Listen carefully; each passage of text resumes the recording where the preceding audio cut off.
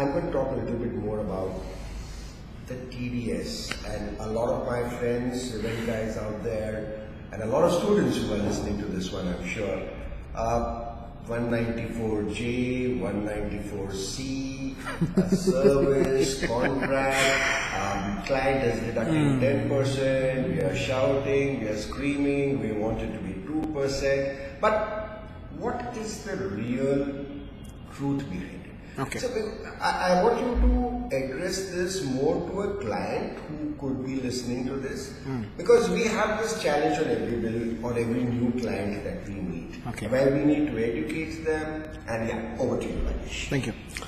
So let me give a little background about what exactly is this TDS, and then I'll move into the understanding of 194J and say a little bit, and then get into the event. It's going to take a little longer, but please bear with me. So TDS, it stands for tax deduction at source. Now normally we earn our income in this year and pay tax in the assessment year.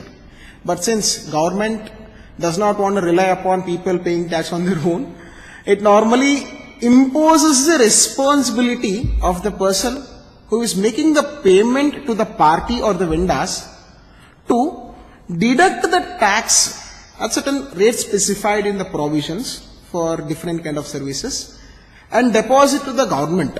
So if I am going to take service of Arvind for any event, I am imposed the responsibility to deduct tax from the payment that I will be making to Arvind and depositing the same to the government in the same year. So this is the logic behind TDS, tax deduction at source. Now, as I said, there are different rates applicable for different kind of payments. Now, there are varied payments, salary, contracts, rents, commissions, interest. There are lots of things that comes into picture.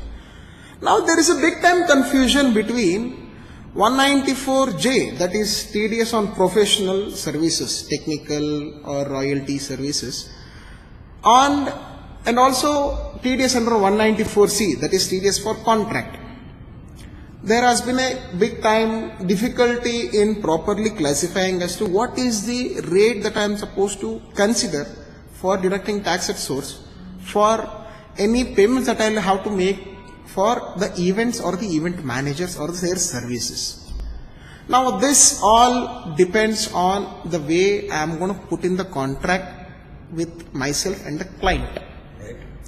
So an event manager, if he is providing a service, he has to get into a contract as to what are all the services that he will be providing and what are all the things that he will be providing. Now in this contract, he is going to give his requirement, he is going to give a work order normally, which gives out the details as to what are all the things that they will be providing and what is his fee separately. Normally this is a scenario in the normal situation.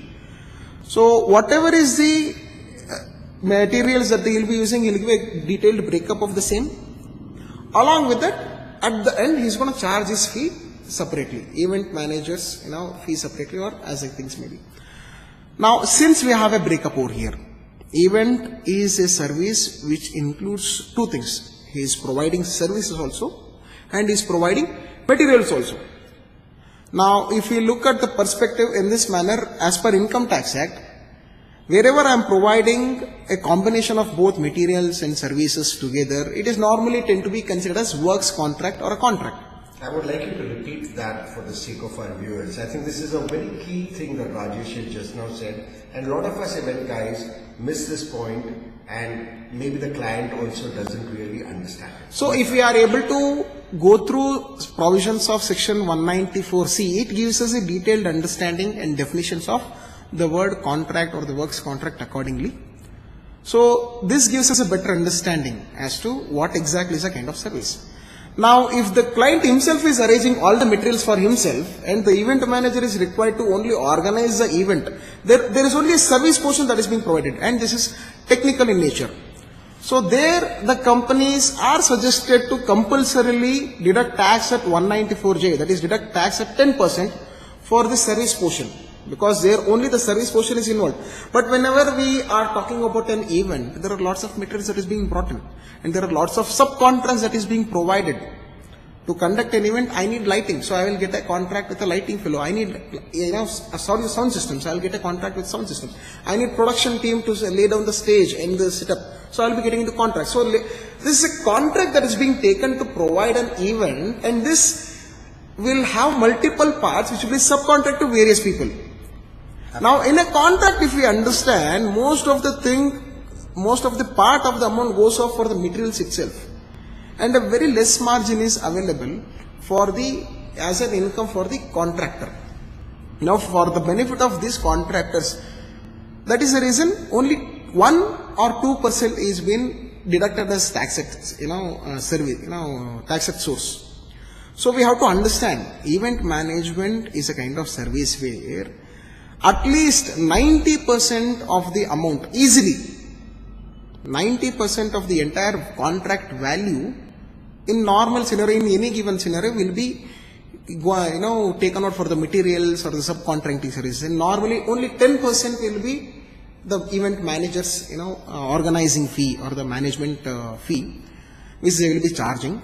And if the companies end up deducting 10% of the entire contract value of the invoice that they will be making, they'll be basically eating out the entire chunk of whatever is only eligible for the event managers, and thereby they'll be end up making it only at break even. And they will have to wait until the income tax returns are filed and their tax returns are assessed, and then the refunds are issued. Until then, their profits are stuck with the income tax department.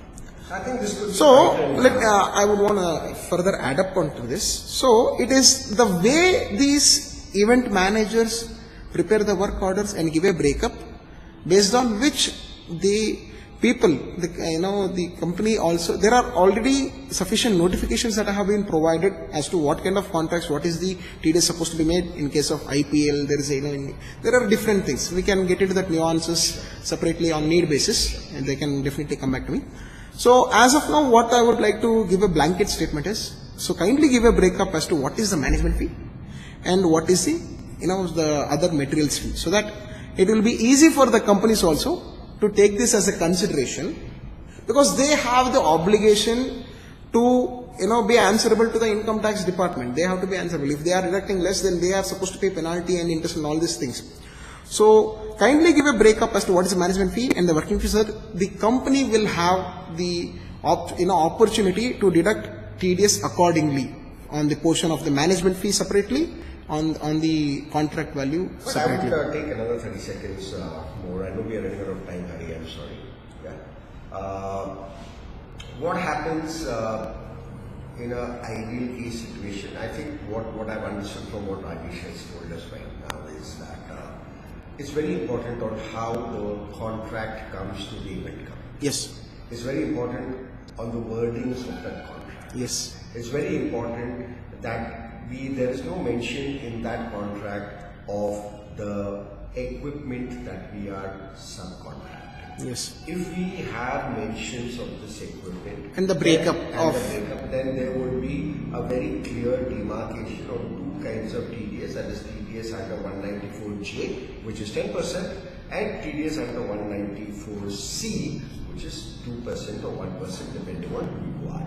Right? Yes. So I think very important on how the contract is made. Also, if there are any clients listening to this, Rajesh came up with a very valid point. We do anywhere between 5 and 25% margins. That's our business. So do not kindly look at cutting under the 194J, which is the 10%.